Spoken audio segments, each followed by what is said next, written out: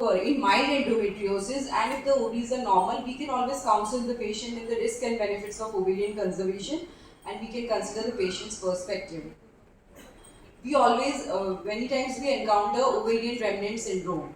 So post oophorectomy, ovarian remnant syndrome or ovarian stump can be a cause of significant post-operative chronic pain. This might be because of we encounter surgical factors like inability to obtain adequate surgical margins. The ovary might be adherent to various structures, or there are pelvic adhesions, or we encounter bleeding during surgery.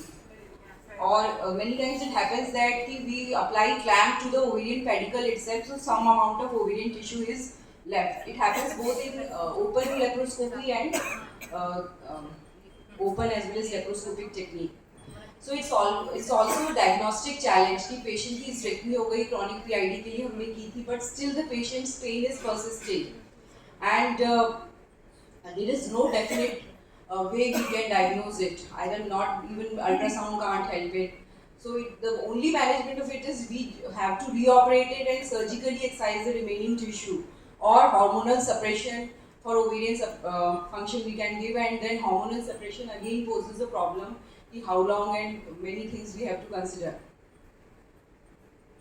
But when we consider menopausal patients, elective oophorectomy is health neutral, and but if the patient is at high risk of ovarian or breast cancer, even in post-menopausal patients, oophorectomy should be done. So in this percent of women, especially in 45% of the women undergoing hysterectomy, if it was done for an indication of endometriosis or severe PID. So we always tend to leave the ovaries at the time of hysterectomy in premenopausal patients. But we have to see the pros. The risk of ureteric injury is always there at the time of if there is residual ovarian syndrome or residual adherent ovaries, and the operative complications may rise even up to 30%. And if we consider ovarian cancer, there is no effective screening test for ovarian cancer. Once the patient has been diagnosed with ovarian cancer, the 5-year survival rate is only 47%. So oophorectomy can be performed in patients with risk factors, but also sometimes it's not possible that it's not affordable to for every patient to undergo testing for hereditary cancer syndrome. And moreover, these hereditary cancer syndrome testing is also not that specific. So in a study published in 2015, it was found that those patients who are at average risk of this thing, ovarian and breast cancer, BSO is always helpful. In another study, it was found that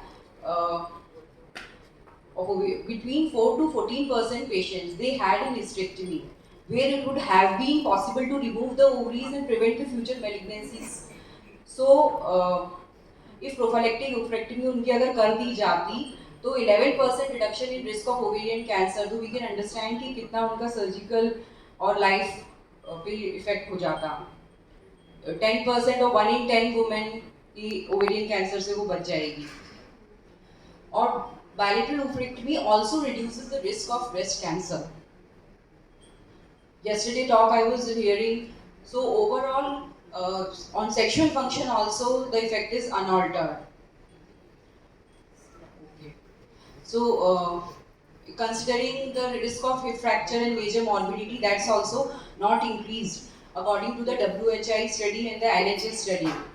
In another study in women health across nature, it was found that patient with depression and anxiety and mood disorders were also less in patients who undergo oophorectomy, because the estrogen progesterone hormone is responsible for many of these. So we can always pre-operatively counsel the patient that if we encountered a suspicious ovarian mass, we have to remove it, or it.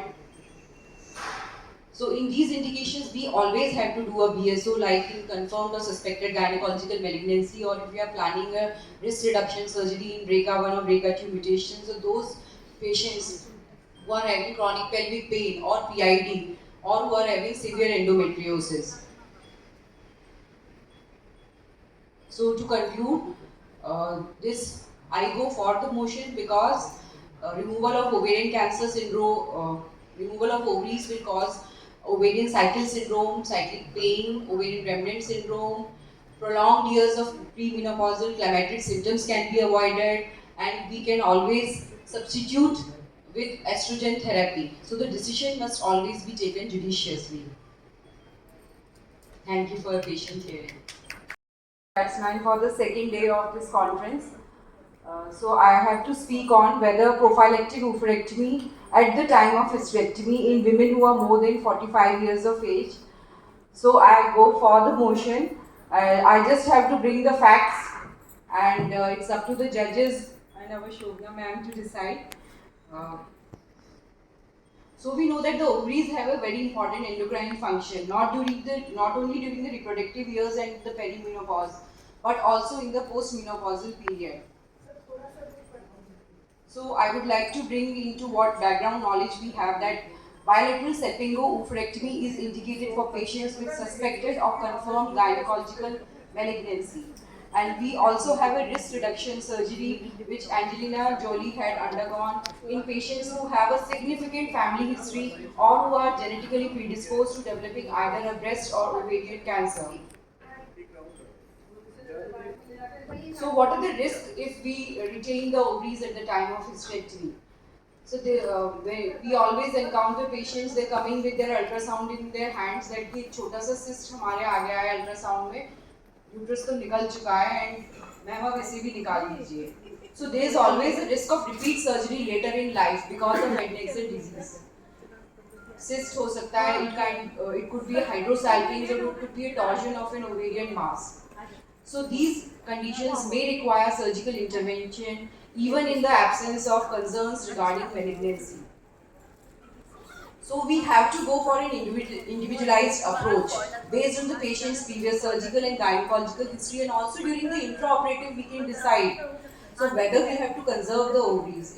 So it's always safe for the patient with a complex surgical history.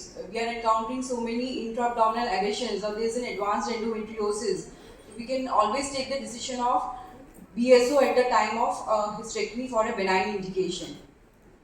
So what various guidelines have to say? The RCOG, the National NICE guidelines and the Ashram guidelines, Canada, they recommend that in presence of severe endometriosis, BSO results in improved pain relief and reduces the chance of future surgery.